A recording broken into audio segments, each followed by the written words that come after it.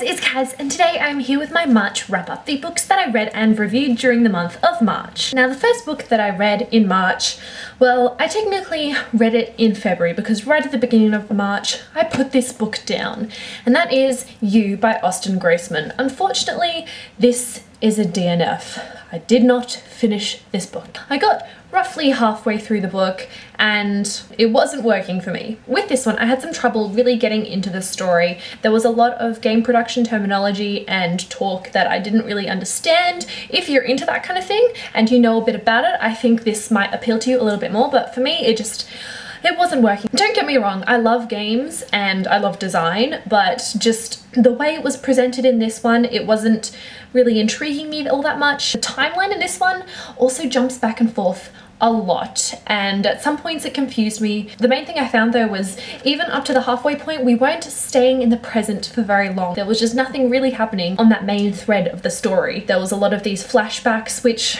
at some points were interesting, but it just wasn't enough. At the point at which I finished, it was partway through a flashback. At the start of this one, I was actually really enjoying it, but it got to the point where it was going for way too long and just I wasn't intrigued anymore, and it just kind of took it a little bit too far, unfortunately. So this was one that I put down. This happens very, very rarely. I hate not finishing a book, but I couldn't.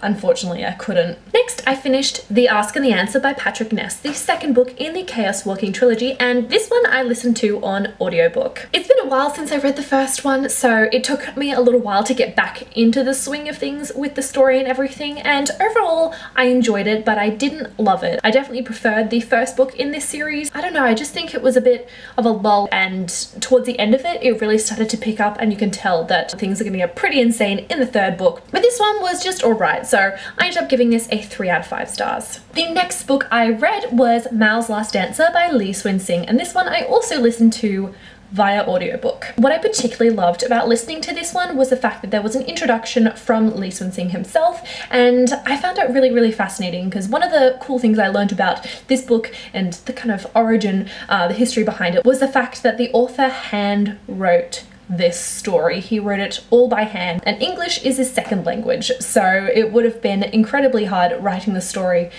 in English as it was, but he also went to the extreme length of hand writing it, which I think is just an incredible feat. But the story itself was beautiful. I absolutely fell in love with the setting and the characters, and I definitely enjoyed this one. So this one got a 4 out of 5 stars from me. Next, I read Northanger Abbey by Jane Austen. This was one of my uni readings, and I quite enjoyed this one. I liked how this book was kind of satirizing Gothic literature and playing upon the whole genre, and this led to some quite funny moments that had me giggling. Although I did quite like the main character, Catherine, I didn't get enough of a feel of some of the side characters. Granted, this wasn't an extremely long book, but I don't know, just some of the characters were a bit some of them I didn't particularly like at all. So I ended up giving this one a 3.5 out of 5 stars. And the last book that I finished during the month of March was Lady Audley's Secret by Mary Elizabeth Braddon. This one was quite surprising. I ended up enjoying it a lot more than I thought I would. I found that the beginning and the end of the book did drag out quite a bit, so it was a bit of a struggle kind of getting into the story, and then when I thought things were wrapping up, it kind of kept going on and on. But apart from that, the middle section of this book was really, really enjoyable. The story wasn't unpredictable, like you're able to catch on to what was happening quite early on, but it was still enjoyable having the character putting all the pieces together slowly, particularly since the main character was linked to the mystery in a kind of personal way. So yeah, overall I did enjoy this one, and again, this one received a 3.5 out of 5 stars from me. So those are the books that I finished, but I am currently in the process of reading 2 more. The first of which is The Monk by Matthew Lewis. This one I'm slowly trudging my way through. I'm just past the halfway point and things are starting to get insane. It was quite a big setup, especially since the timeline did jump to some other side story and went really in depth with that one. But yeah, hopefully I can finish this one very, very soon because I'm supposed to have already read it. Oops. And the last book that I am reading is The Power of One by Bryce Courtney, and this one I am listening to on audiobook. I'm only around a third of the way through this one so far, but what I've read I'm really, really liking, and I'm very, very curious to see what happens in the story and how things progress. Now again, this month I did a bit of catching up with some of my reviews. The first book that I talked about was Vicious by V.E. Schwab, and this was one of the Little Book Club read-along picks, and I finally got around to discussing it. It has become one of my favorite books. I really, really enjoyed it. A 5 out of 5 stars, and if you're interested, click here to look at my review. If you have read the book and you're interested in a bit of a spoilery discussion about it, I also did a live show, so link down below. The next book that I reviewed was Alice in Zombieland by Gina Showalter,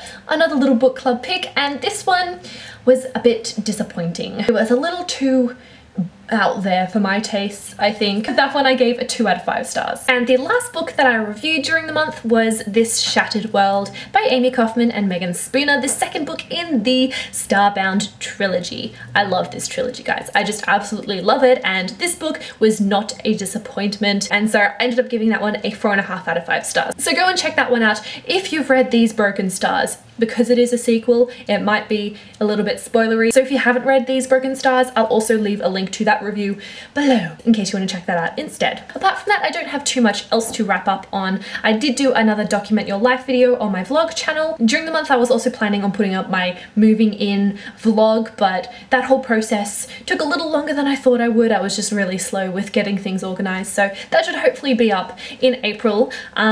But yeah, I think that's all. So thank you guys so much for watching. I'd love to hear your thoughts on any of the books that I mentioned in this video down in the comment section below. And yeah, I'll see you guys next time. Bye!